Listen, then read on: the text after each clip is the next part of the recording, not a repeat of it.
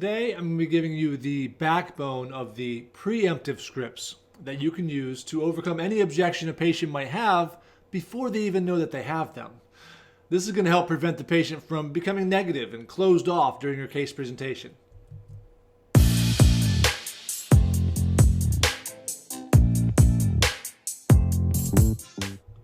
Good morning, everybody. Welcome to Coffee with Dr. Scott. It's Wednesday morning, and you all know what that means. It is Perfect Case Acceptance Day. So we are going to be working on some scripts today. And those of you who know me know that I hate the term scripts. I don't ever want to hand somebody a script and have them just memorize it and go through it like a lot of coaches do. I have seen that firsthand in observing chiropractic clinics where doctors are using a script and it's just not them. It just doesn't work for them. So I'm going to give you some scripts today, but what I want you to realize is that as I do it, I'm giving you ideas, concepts, things that you can work around and make your own, and it has to happen that way, otherwise it's not going to be effective. So keep that in mind as we go through the show today.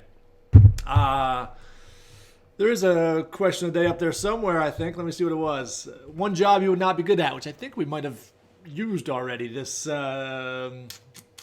season, but answer it again. What's one good job you would not be good at? One job that you would not be good at. For me, it would really be anything manual labor-wise. Not that I wouldn't be good at manual labor. I think it looks like fun, and then I get started in it, and I just get bored and don't want to do it anymore. Moving a whole bunch of rocks from one place to another place. Like I said, started that project. I think that's fantastic. About 15 minutes in, I'm like, I got to hire somebody to do this for me. Just not something that I enjoy doing for a long periods of time. So that would be mine. Put your job that you would not be good at in the comments down below. So again, we're going to keep in mind what I said there. I said preemptive scripts. So this isn't so much about what you say as far as your recommendation is concerned in the report of findings, which is where most chiropractors spend their time and energy, is getting a script for the report of findings. These are preemptive scripts. These are things that we want to put in the patient's mind before we ever even get to that stuff. I've mentioned several times during the Perfect Case Acceptance course that the case presentation, or as you like to call it, the report of findings, is not where the case is won. It is certainly where the case can be lost. So you've got to win the case long before that. And we do that in the pre-consultation. We do that in the diagnostic phase when we work on the exams. And we get some of these thoughts in their heads and get them out there. So the first script I want to work on with you is what I consider the bomb squad approach. It's diffusing a patient's anxiety before it even becomes a problem. So going as the bomb squad, determining what the problem is and diffusing it early, again, before it escalates. If the patient's thinking something in the back of their mind and it's continuing to escalate throughout their day one, and then they go home and think about it and they come back on day two very, very defensive, it's very unlikely you're going to get that case, especially get perfect case acceptance from it. So the bomb squad approach script that I use is the we don't push script. It really has to do with avoiding treatment overwhelm, with having people not sitting there scared, worried about what the diagnosis, prognosis, and treatment recommendations are going to be. And we use this really twice. A lot of my clients use it twice, once in the consultation and once just prior to that case presentation. I've mentioned several times you can't be seen as selling healthcare. It makes you instantly lose the patient. Trying to push the patient too far along that continuum is going to scare them off, make them close off, and you lose them. That's why these preemptive scripts are so important. The patients are already filled with fear just walking in your office. So we want to get that out in the open so that the patient does a deep sigh of relief. I talked about it with a client yesterday that they can visibly see the patient kind of tensed. And when they use a script like the one I'm about to show you, the patient just goes, and they're relaxed. And I hear that a lot from clients. So, as I've mentioned, you have to tell patients what they need when you're showing them that care, but I don't want you to come across like a car salesman. So if we preemptively bring that down in pressure, we're going to be much better off. These patients are very sensitive to high pressure and to intimidation right now, and especially when it's coming from their doctor. So the we don't push script. Oop, we can find it there. So it is really just saying something to the nature of, and again, I'm using the word script because that's what we call them, but I don't want it to be that regimented. The we don't push script is exactly that. It's telling a patient straight up that I'm going to tell you what I think is best for you, but I don't want you to feel pushed in any way. I'm here to take care of you how you want to be taken care of. So I'm not going to try to force you into more care than you think you need. But I feel like it's leading into the next script, so I'll get there in a second. But we'll never try to push you here. And just getting a patient to say, okay, that makes sense, and I'm comfortable with that. So that preemptive we don't push script is followed immediately by something I call the my job, your job script, where the doctor might say to the patient, I know you've been previously to other chiropractors and worked with people that pushed you into getting more care than you're comfortable with. And again, this might come up in the consultation, so then you can use that. But I just want you to know that we don't work that way here. I see my job as offering you the best care that is available to you. I see my job as putting together the best treatment recommendation that I have for you. I see your job as determining how quickly you want to get that taken care of or at what pace you want to go. So again, we're basically just saying, A, we don't push. B, I'm going to present the best case, but C, you can take it at whatever pace you're comfortable with. And in so doing, we get the patient, again, to visibly let down, show that they're comfortable, and they don't go home. Again, if you do a day one, day two, I really don't want to get into that, but I typically recommend an all-in-one day type of a format. But if you're doing day one, day two, now they're not going home worried about this. We've already told them that we're not going to push them, but we are going to present the best case, which actually gives you permission to build a bigger case. The patient has agreed, yeah, that's what I want. I want you to tell me what's best, but it doesn't necessarily mean I'm going to follow your instructions. But again, it makes them comfortable, and that's really our goal here. So we want to use that we don't push type of a mindset with the my job, your job type of mindset. If you work them together, it's very, very effective. And that big idea comes across to have the patient give you permission to show them more care than they might have thought they needed when they came in. And some of the magic of that is to ask them how they feel about that when they're done, not in a psychotherapist type of way, but to say, I feel like I'm going to give you the best case. I want you to tell me how you want to proceed. Is that fair? Or, how do you feel about that? And then people will be very excited about it. And again, you'll visibly see them relax. An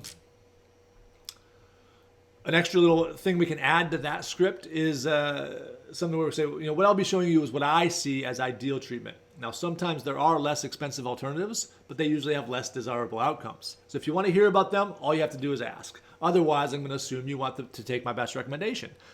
So again, we're kind of showing them that there are options available. Even though what we're going to present is best case, we want them to feel comfortable asking for less expensive. Again, what we're trying to do here, especially in a case presentation, is to get the patient to become their doctor over a length of time. I want to say lifetime, but we don't have to get perfect case acceptance all up front. We have to get them started with care. And if they don't want our full recommendation right off the bat, we will get it over a period of time. That's the whole idea behind for perfect case acceptance.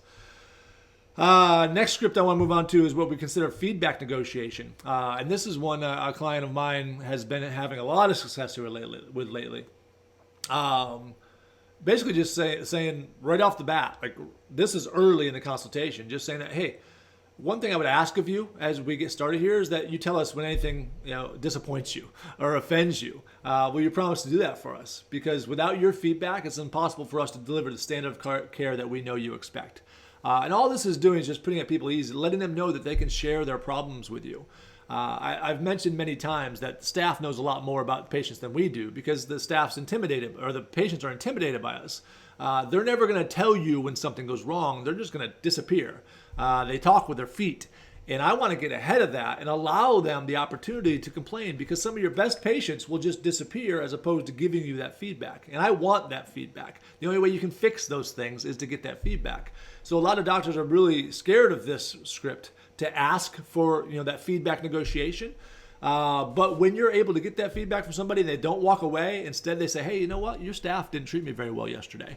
And you can get that and then deal with it and improve it for the next person, you're way better off than not knowing. Not knowing is putting yourself in the dead zone. And again, people are just disappearing and you're not expecting it. So another place where you can see the patients actually start to relax, knowing that you're welcoming that feedback. Now, one thing about that script is that you have to mean it when you say it. If you're saying it just to say it and you don't want that feedback, you're going to be in a lot of trouble. Second part of a negotiation, because I was talking about preempts and negotiations. The other negotiation we like is a referral negotiation. So we talk about referral mastery tomorrow. But one of the referral mastery components is to get in early with a referral negotiation in either the consult or the case presentation or both. This is a place where you're going to make a deal with the patient. It's usually after that feedback negotiation I just mentioned. So if you're telling them, hey, if we ever do anything that wrong or to disappoint you, please let us know. Will you do that for us? And get them to agree. Then also, this one can be done very fun, and I have different personalities do it in different ways. One personality is really just out there with, hey, can I make a deal with you? And the patient will be like, yeah, sure.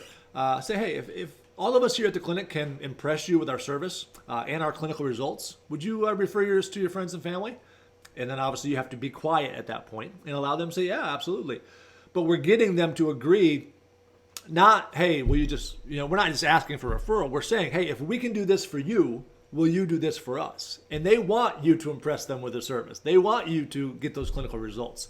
So they're very likely to say, yeah, if you can get me all that, I will certainly tell my friends and family about you. As opposed to just coming out straight. I've mentioned in Referral Mastery that if you provide poor service and then you ask for a referral, does it do any good? No. But if you provide great service, you don't even have to ask. But here's a place where you can provide great service and ask, and it just multiplies your effects. And doing it here early and letting them know that that's something you want is what leads to a lot of the same-day referrals that I talk about in Referral Mastery. So again, it's something in nature to say, hey, can we make a deal? Some of my other personalities would just simply straight up say, hey, one thing we ask of our clients is that if we can, instead of doing the whole let's make a deal thing, if we can really impress you with our service and get you great results, we ask that you share this information with your friends and family without asking a question so we don't have that confrontation. So again, it depends on your personality. I tell you one fun part about that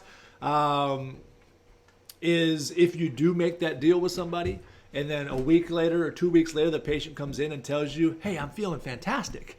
It's a great place to be like, hey, don't forget our deal. It's a great place to remind them that we said, if we did this, would you tell those people? And now they're like, oh, yeah, I'll do that. The majority of direct patient referrals will come from this type of a negotiation process. And again, that's a place where we're getting same-day referrals, or a patient that's only been in for 1 or 2 visits will actually be referring a lot of people. That referral negotiation process works really well, and it also works really, really fast. And again, that follow-through step with, now remember, we had a deal or something of that nature, even if, with a different personality type, if you're just telling them, if we do this, we hope that you'll refer. That is the best place to ask if you're going to ask. But again, putting it in their mind ahead of time. That's what all these preemptive scripts are for. So to let them know that we don't push. To let them know that we're going to present the best case no matter what, regardless of time or money or those issues. But they are able to make their own choices, puts people at ease. The feedback negotiation puts people at ease. The referral negotiation helps you to get more direct referrals and quickly, and that's really what we're looking for. So if you really want patients to refer other patients in quantity, you've got to make that agreement with them before the treatment ever begins. If you wait until they're feeling better and then you say, hey, refer your friends and family to me, we don't have a deal. Like now they're like, I got what I came for, and it doesn't necessarily mean that we're doing something else. That's then asking for more from them. All right.